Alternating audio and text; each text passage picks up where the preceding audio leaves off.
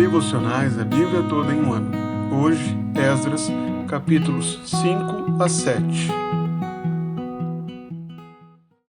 Após o edito de Ciro, o povo retornou a Jerusalém e começou a restaurar o altar e lançar os fundamentos do templo.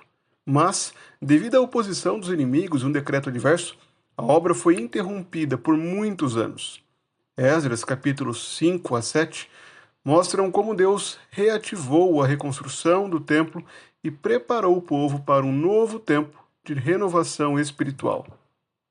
O capítulo 5 começa com o ministério de Ageu e Zacarias, dois profetas que serão vistos nos seus próprios livros mais adiante nesses devocionais. Esses profetas foram usados por Deus para chamar o povo novamente para a reconstrução, para que o povo retomasse a construção. Após a profecia deles, ou melhor, com um efeito dessa profecia de Ageu e Zacarias, os líderes, Zorobabel e Jesua, responderam com coragem. Eles mesmos conduziram o povo à reconstrução do templo, ainda que não houvesse uma autorização oficial. Por isso, Tatenai, que era governador da região, bem como Setar-Bozenai, começaram a se envolver naquela obra e começaram a questionar quem deu ordem para que eles reconstruíssem o templo e restaurassem a muralha. Mas Deus foi gracioso e permitiu que continuassem construindo, até que finalmente voltasse uma resposta de Dario, o governador, o grande rei da Pérsia.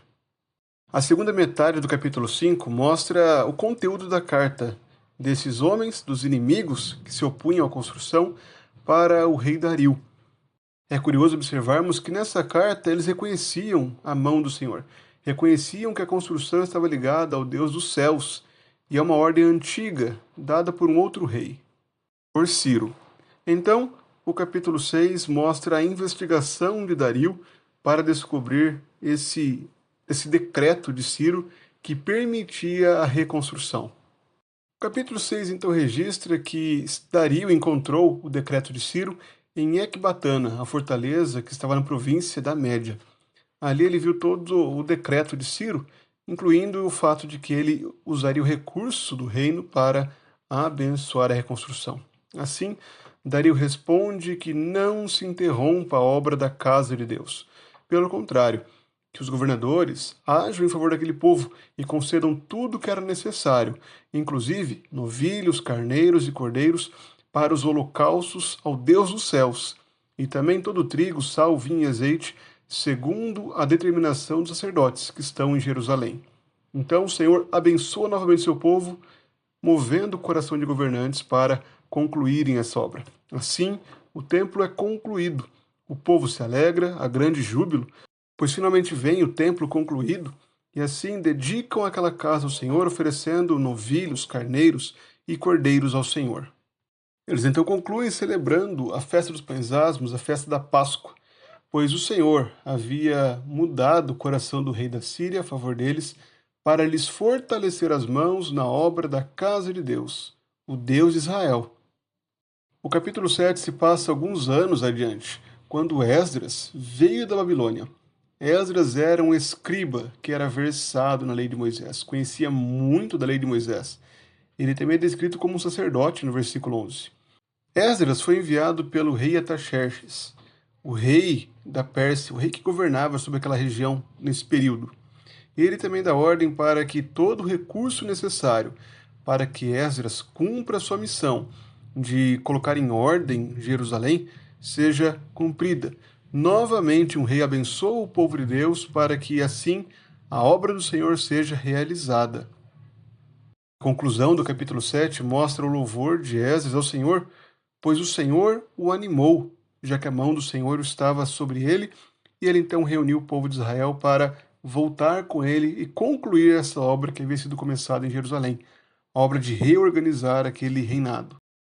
Esses textos mostram que Deus conduz e sustenta a restauração de seu povo através de sua palavra e de líderes que ele mesmo levanta para cumprirem o seu propósito.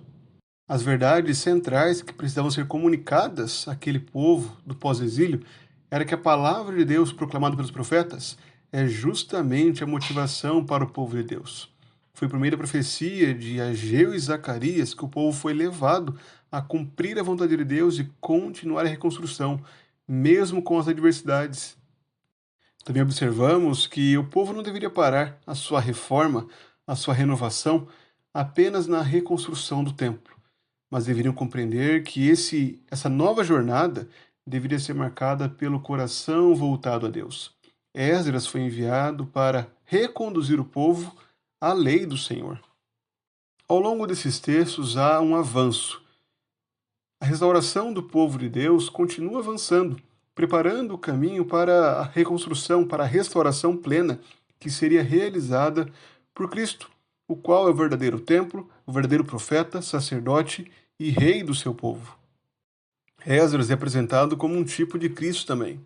Esdras é aquele que colocou no coração o propósito de buscar a lei de Deus, cumpri-la e ensinar em Israel os seus estatutos e os seus juízos. Isso é justamente aquilo que Cristo cumpre plenamente.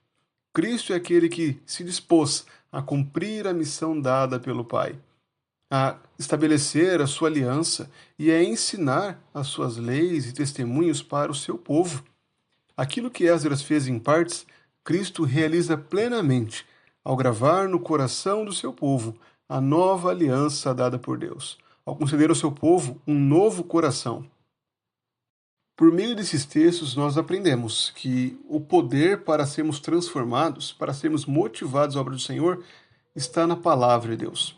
Não são as experiências, não são os grandes milagres ou eventos extraordinários, mas sim a palavra, que é o combustível para que nós busquemos ao Senhor.